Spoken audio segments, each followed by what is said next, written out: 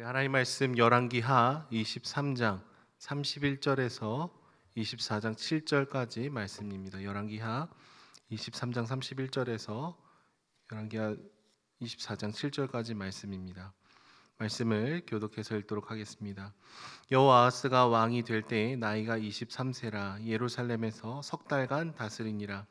그의 어머니의 이름은 하무달이라 림나 예레미야의 딸이더라. 여호아하스가 그의 조상들의 모든 행위대로 여호와 보시기에 악을 행하였더니 바로 느고가 그를 하마 땅 리블라에 가두어 예루살렘에서 왕이 되지 못하게 하고 또 그 나라로 은 100달란트와 금 1달란트를 벌금으로 내게 하고 느고가 요시아의 아들 엘리야김을 그의 아버지 요시아 대신하여 왕으로 삼고 그의 이름을 고쳐 여호야김이라고 하고 여호아하스는 애굽으로 잡아갔더니 그가 거기서 죽으니라.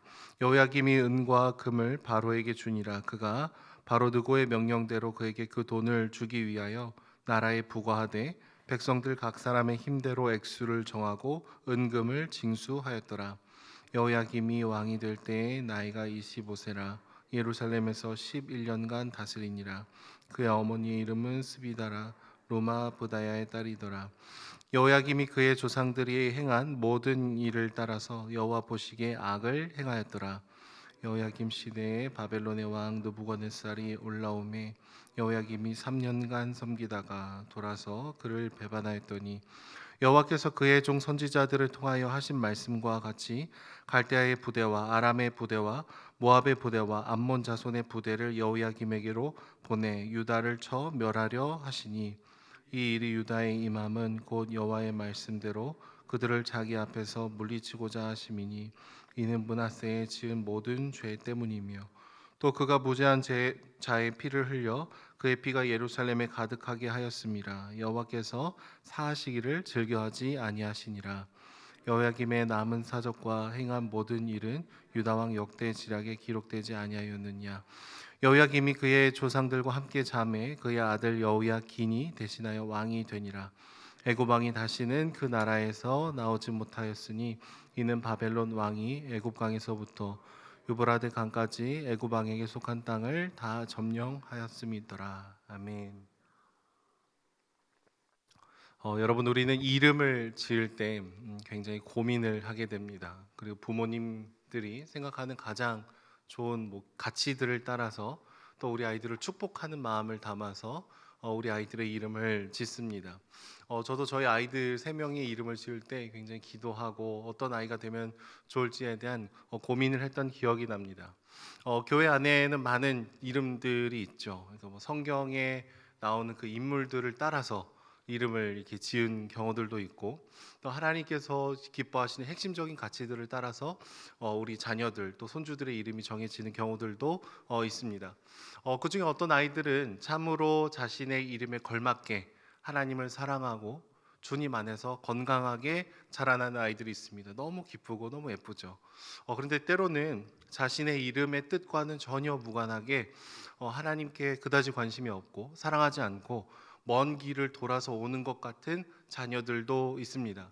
물론 주님께서 우리를 끝까지 붙드시고 우리의 기도를 들으실 것이지만 아이들의 이름과 삶이 뭔가 이렇게 잘 어울리지 않는 삶의 순간들도 있더라라는 거예요.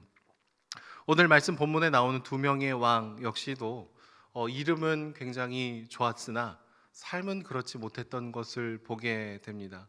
하나님을 사랑하고 모든 우상의 고리들을 끌어갔던 요시아 왕은요, 아쉽게도 전쟁 가운데 죽음을 맞이하게 됩니다. 그리고 그의 아들인 여호아하스가 요시아 왕의 뒤를 먼저 잇게 되죠. 요시아 왕은 자신의 아버지인 므낫세가 저지른 죄악으로부터 하나님께로 돌이켰던 그런 선한 왕이었습니다. 우리는 요시아 왕이 이방의 예배를 없앴다더라, 산당을 없앴다더라, 이런 얘기를 듣게 되면은 그냥 간단한 한 문장 한 문장, 그랬나 보다, 열심히 살았나 보다, 하나님을 사랑했나 보다, 요 정도로 저희가 받아들이고 그냥 이렇게 지나갈 때가 있지만 사실 이런 한 줄 한 줄 하나님의 뜻을 따라서 순종하고 수많은 저항과 어려움이 있는 그 삶을 뚫고 가는 이 선택들은 그렇게 간단한 일은 아니었을 것입니다. 죄를 향해서 끊임없이 달려가고 있었던 이 남유다 백성들의 고삐를 붙잡고 다시 주님께로 돌이켜야 된다. 그렇게 살면 안 된다. 이것들을 돌이키는 과정들은 그다지 낭만적인 과정은 아니었을 거예요. 이런 여러 가지 과정들 속에서 요시야 왕은요, 자신의 아들의 이름 중에 하나를 여호아하스라고 짓게 됩니다. 여호아하스라는 이름의 뜻은요, 여호와가 붙드신다. 여호와가 붙드신다. 여러분, 자녀의 이름을 이렇게 지을 때는 어떤 마음일까요? 여호와께서 붙드셔야지만 우리가 살 수 있다.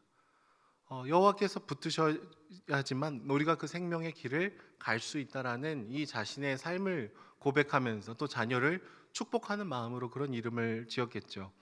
그런데 이 아들은 어떤 삶을 살고 있습니까? 자신의 이름과는 전혀 맞지 않는 그런 삶을 살죠. 오늘 말씀 본문을 보면 비록 3달밖에 나라를 다스리지 못했지만 조상들의 행위대로 여호와께서 보시기에 악을 행했다라고 얘기합니다. 또 애굽 왕이 원하는 대로 100달란트와 금 1달란트를 바치게 되었다. 애굽을 또 의지하는 모습을 보였다라는 얘기를 갖고 있죠. 기본적으로 친바벨론적인 성향을 갖고 있던 여호아하스는 결국 애굽으로 잡혀가게 되고 왕의 자리에서 끌어져 내려가게 됩니다. 그리고 그를 대신해서 오늘 본문을 보면 엘리야김이 왕이 되는데 애굽 왕 느고가 그의 이름을 여호야김으로 바꿔버리게 되죠. 여러분, 여호야김이라는 이름이 갖고 있는 뜻은 무엇일까요? 여호와가 세우신다. 좀 이상하지 않습니까? 애굽의 왕이 이름을 지어주는데 여호와가 세우신다. 우리는 이것을 긍정적으로 볼 수도 있지만 이 여호와가 세우신다라는 뜻을 갖고 있는 이 이름을 애굽 왕 느고가 만들어 줬다라는 것은요, 너희가 말하는 그 하나님이란 존재보다 내가 그 위에 있다라는 능욕의 표현일 수도 있습니다. 그러니까 겉으로 보면은 하나님을 위한 이름 같지만 실제로는 굉장히 모욕적인 이름을 의미를 담고 있는 것이죠. 그리고 실제로 여호야김은요, 하나님께 저항하는 삶을 사는 것처럼 보입니다. 예레미야 말씀을 보면은 그는 백성을 착취했고요, 박해했고요, 경제적으로 굉장히 힘들고 어려울 때 이 어려운 사람들의 이 피를 흘리면서까지 자신의 새 궁전을 지으려고 했던 그런 사람입니다.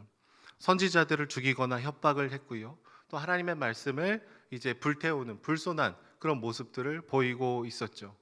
그러니까 조상들이 행했던 악한 길들을 다 모아갖고 그 길을 적극적으로 걸어갔다라는 거예요. 그리고 오히려 이 자기 아버지를 죽였던 애굽을 의지하는 것 같은 모순적인 모습을 보이고 있습니다.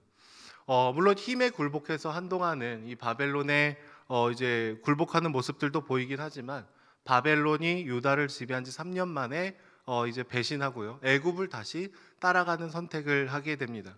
계속해서 배신하고 또 배신하고 자신이 의지하는 바가 누구인지를 제대로 알지 못하는 거예요. 요시아의 아들들은 어떻습니까? 애굽을 의지하거나 바벨론을 의지하는 모습들을 보이고 있는 것이죠. 그런데 둘 다 오답입니다. 둘 다 의지할 대상이 아닌 것이죠. 나는 그 사람을 의지한다라고 하지만 결국에는 유다 백성들을 침략하는 침략자로 다가오게 되는 것입니다. 하나님이 붙드신다, 하나님이 세우신다 라는 이름을 가졌음에도 불구하고 정반대의 삶을 지금 살아가고 있다라는 거예요. 그들은 왜 이렇게 정반대의 삶을 살까요? 그의 아버지는 하나님을 사랑하고 저항하고 정말로 주님께서 기뻐하시는 것을 위해서 죄와 끊임없이 싸웠던 그런 모습을 보였는데 정반대의 삶을 살아가는 자녀들의 모습을 보면서 어떤 성경학자들은 이런 추측을 합니다. 하나님의 말씀을 따라 살아가기로 선택했던 아버지, 이 요시아의 죽음을 맞이하게 되면서 하나님에 대해서 조금 실망한 감정이 있을 수도 있겠다라는 추측을 해요. 우리 아버지가 정말 힘들고 어렵게 하나님 말씀만 따랐는데, 하나님께 순종만 했는데 이 결과가 이게 뭡니까? 하나님 사랑하면, 하나님께 순종하면 뭔가 우리 삶이 뭐 나아지고 괜찮아지고 그래야 되는 거 아닙니까? 뭐 여러 가지 그 불편한 마음들, 그리고 다른 사람들로부터 오는 외력이 있었겠죠. 결국 그 아들들은요, 하나님에 대한 불편한 감정들이 있어 보이고, 애굽이 강할 때는 바벨론을 따르다가 왕권에서 쫓겨나고, 바벨론이 더 강력하여 떠오를 때는 애굽을 의지해서 죽음을 당하게 됩니다. 그러니까 엉뚱한 것을 계속해서 의지하면서 걸어가다가 지금 이 절망을 자초하고 있다라는 것이죠. 여러분, 오늘 본문을 보면 결국 사람이라는 존재의 한계를 보게 됩니다. 이 당시에 이 아들들은요, 나름 최선의 선택을 했을 거예요. 요거 붙잡으면 괜찮으리라. 근데 막 정세가 바뀌어요. 그 다음에 다른 나라를 의지하면 괜찮을 것 같았는데 또 정세가 바뀝니다. 결국 우리는 보면은요, 하나님께서 이 70년간의 포로기를 선포하시고, 내가 너희를 포로로 이 기간을 보낼 때까지는 회복을 일으키지 않으실 거다라는 이 메시지는 그 당시에 사람들의 입장에서는 절망과 같은 이야기였을 것입니다. 에이, 그게 어떻게 뭐 하나님의 음성이겠어? 하나님 우리를 구원해 주셔야지, 지켜 주셔야지. 우리가 원하는 그림을 주님께서 말씀해 주기를 원하였을 거예요. 근데 바벨론의 침략을 허용하는 것, 포로로 끌려가서 70년의 시간을 보내고 돌아올 것에 대해서 얘기를 할 때, 이 시대를 살아가는 사람들의 입장에서는 굉장히 당황스러웠을 것이죠. 우리의 삶에도 그렇습니다. 우리의 삶에도 해결되지 않고 해석이 되지 않는 것들이 있습니다. 왜 이런 아픔이 내 삶에 주어졌는지 해석을 지금 해낼 수 없는 것들이 너무나 많이 있죠. 그런데 우리가 이해되지 않는 삶의 현실 속에서 꼭 하나 기억해야 되는 것은, 나는 오늘 내 삶에 일어나는 모든 일을 완벽하게 해석할 수 있는 존재가 아니다. 근데 우리가 바라봐야 되는 한 분이 누구시죠? 하나님 한 분이신 것입니다. 주님을 바라보고 주님께 붙들리고 주님만을 의지하면서 물음표가 많은 우리 인생을 하나님 손을 꼭 붙들면서 그냥 한 걸음 한 걸음 걸어갈 필요가 있다라는 거예요. 왕들의 최선이 최악이 됩니다. 그리고 하나님을 선택하지 않았던 것이 가장 큰 이 문제의 원인이 되게 되는 것이죠. 주 안에 사랑하는 여러분, 우리는 우리 스스로에게 솔직해지는 이 새벽이 될 수 있었으면 좋겠어요. 하나님, 우리 힘으로 살 수 없습니다. 그리고 내가 모든 것을 다 판단하지만 시간이 지나고 뒤를 돌아보면 후회 투성일 때가 참 많은 그런 존재입니다. 그래서 내가 내 인생의 주도권을 갖고 내 힘으로 살아가는 존재 아니라, 아니면 다른 무엇인가를 의지하는 그런 존재가 아니라 하나님께 붙들림을 받고 하나님께 세우심을 받는 그런 삶을 살게 해달라는 기도를 드리며 나아갈 수 있었으면 좋겠어요. 또 우리의 각자의 여러 이름들이 있죠. 뭐 한자의 이름도 있고 뭐 여러 이름도 있는데, 우리 모든 성도들 앞에 붙는 가장 거룩한 이름은 성도라는 거예요. 하나님께서 우리를 거룩한 주님의 백성으로 불러주셨다. 직분과 상관없이 우리가 다 성도잖아요. 하나님이 우리를 불러주신 그 아름다운 이름이 우리의 오늘을 결정짓는 삶을 살기를 원합니다. 우리가 완벽하지 못해도 진실하게 주님을 사랑하고 최대한 말씀대로 살려고 아둥바둥하고, 때로는 넘어지고 실패하면 엎드리고 회개하면서 우리가 정말 질질되이 주님을 따라 걸어가다 보면은 하나님 분명히 우리를 붙드시고 가장 선한 길로 우리를 인도해 주실 줄로 믿습니다. 기도하겠습니다. 사랑해 주님, 감사합니다. 때로는 이름에 걸맞지 않는 모습을 살아가는 우리들이지만 당신의 그 사랑과 은혜로 우리가 다시금 부르심을 기억하며 나아갑니다. 우리의 힘으로, 우리의 생각으로, 우리의 판단으로 걸어가지 않게 하여 주시고 오직 주님의 말씀대로 살아가는 저희들이 될 수 있도록 하나님 함께하여 주시옵소서.